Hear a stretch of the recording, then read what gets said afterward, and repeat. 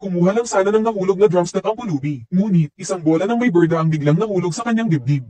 Araw pala ito ng pagpili ng mapapangasawa para sa anak na babae sa labas ng hardin ng Willow. Ngunit nang itapon ng bola, walang sino mang gustong samalo nito. Dahil lang sa puno ng mga almoranas ang mukha ng bride. Napakapangit ng itsura. Sa'yo na iyan.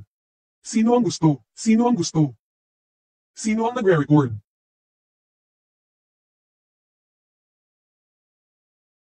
Uy, tingnan ninyo. Aba, ang bola ay napulot pa talaga ng isang pulubi. Ha ha ha. Pangit na babae. Pulubi ang kapares. Bagay na bagay.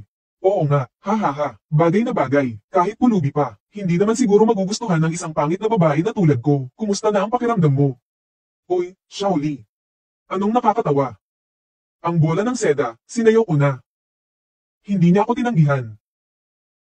Ang Ginoo, nandito na. Uy, binata. Dahil tinanggap mo na ang aming bola ng pamilya Liu, hindi ka namin pababayaan ng pamilya Liu. Ano ang iyong pangalan? Pwede po bang makakain muna ako ng masarap, miss? Seryoso ka bang gusto mo siyang pakasalan? Oo nga, mahirap at pangit pa. Binibini, paano naman po magiging asawa ang isang pulubi? Ama, ipapakain muna po natin siya. Sa ayos niya ngayon, hindi naman talaga angkop. Dalhin na muna natin siya pababa para makakain. Maligo ka muna at magpalit ng malinis na damit. Ang ibang bagay ay pag-usapan na lang natin mamaya.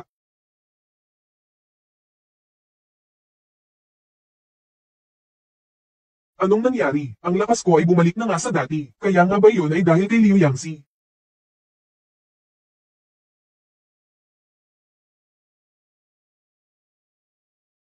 Ay ikaw ang pulubi na nakahawak kanina sa bola. Ako ito, ikaw. Ano ang pangalan mo? Ang pagkatao ko bilang prinsipe noon ay hindi dapat madaling ibunyag ngayon. Mag-imbento muna tayo ng isang kwento para makalusot. Ako si Wang Teng. 20 taong gulang na ako. Mula sa isang liblib na nayon, tumakas kami patungong Jiangnan dahil sa tagutom. Namatay na ang lahat sa aking pamilya. Hanggang ngayon ay hindi pa ako nag-aasawa. Mas mabuti po kung masdan ninyo muna ang aking mukha, Ginoo, bago kayo magdesisyon. Kung ayaw ninyo, ako, si Liu Yan, isang artista, ay nag-aalok ng 100 na ginto bilang regalo upang hayaan kang umalis.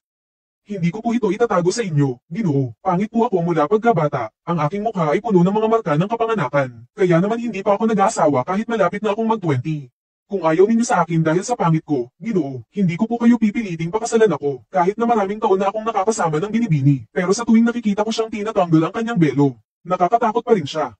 Naku, sino ba naman ang hindi sasang-ayon? Binatawang, dahil sinabi na ng anak ko. Kung ayaw mo siyang pakasalan, hindi kita pipilitin. Binata Wang Tong. Mayroon ka pang isang Panginoon. Iyon ay ang mga kasapi ng alyansa. Iyon ba ang leader ng Killing Pavilion, si Ginang Hanyan? Ang babaeng may pinakamagandang mukha sa Jiangnan. Ang lalaking ito, dadalhin ko siya ngayon. May kahulugan ba ito sa iyo? Sa tingin mo, ano kaya ang pipiliin ni Wang Teng? Magagawa kaya niya? Kailangan pa bang itanong yan? Tingnan mo si Ginang Hanyan, ang ganda-ganda niya, para siyang anghel na bumaba sa langit. Pero ang ating dalaga, dumating si Ginoong Han Yuan para agawin ng mapapangasawa. Masyado ka ng mapangapi. Hindi pa naman kami kasal. Hindi ka bagay sa kanya. Sa kapangyarihan ba? Katayuan, o kagandahan? Sa pera, wala kang panama sa akin. Sumabay ka sa akin, magiging akin ang magandang babae. At ang kapangyarihan ay nasa aking mga kamay. Matalino ka naman. Walang ibang sagot. Ang ganda ng ating binibining anak, alam na ng kahit sinong lalaki kung sino ang pipiliin. Anak, bumitaw ka na.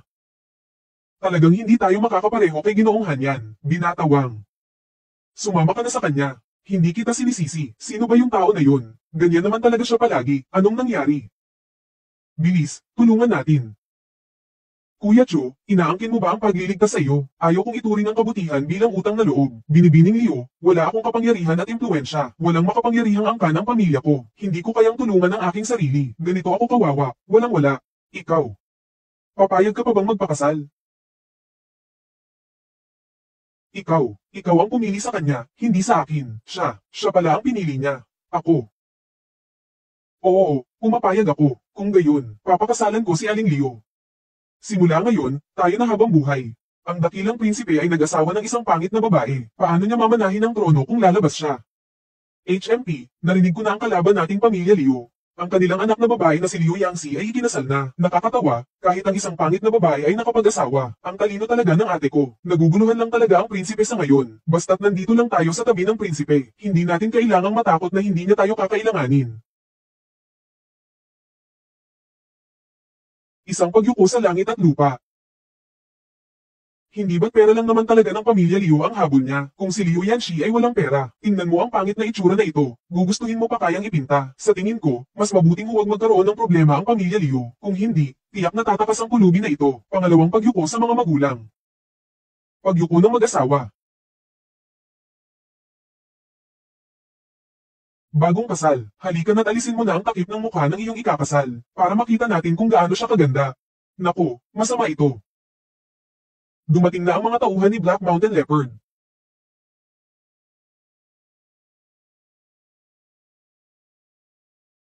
Maestro, dito ako ngayon para lipulin ang inyong buong angkan ng mga liyo.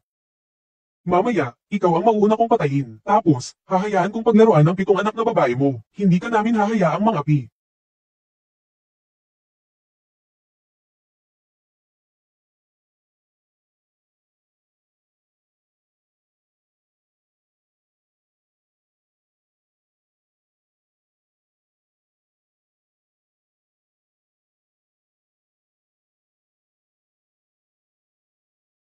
Ginoo. Bago ang kamatayan, siya ang sumabak para sa akin. Pero paano niya lalabanan ang mga tulisan ng Black Mountain? Si Mang Yang ay sumabak nga at humarap sa pamilyang Liu laban sa Black Mountain. Array. Tunay ngang mapagmahal at matapat siya sa dalagang Liu.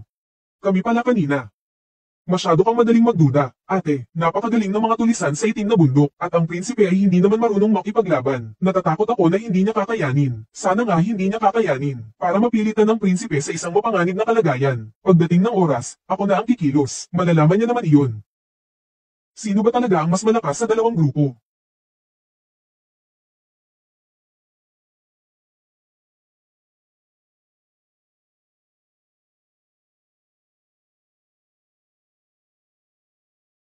Naku, patay. Pati si Master Zong ng orihinal na Liklan ay kikilos na, lagot na, lagot na. Kung sakaling makialam nga si Master Zong, baka delikado.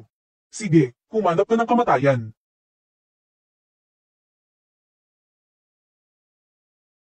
Naku, sayang naman. Ang laki pa rin pala ng agwat ng kanilang lakas, ngayon pa lang.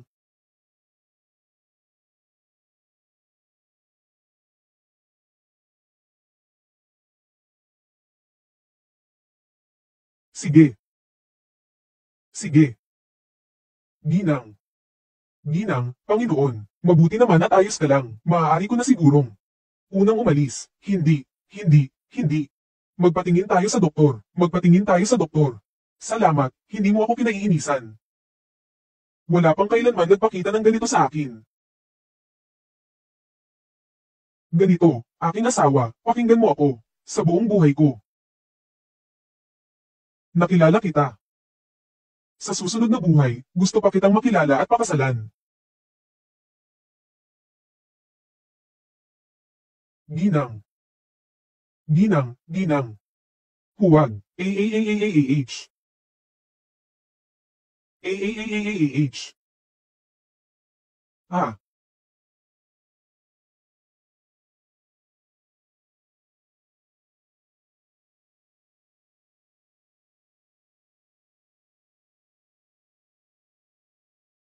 ano ito?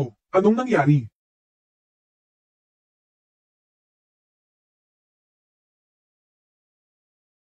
Pindutin ang kaliwang ibabang sulok para sa susunod.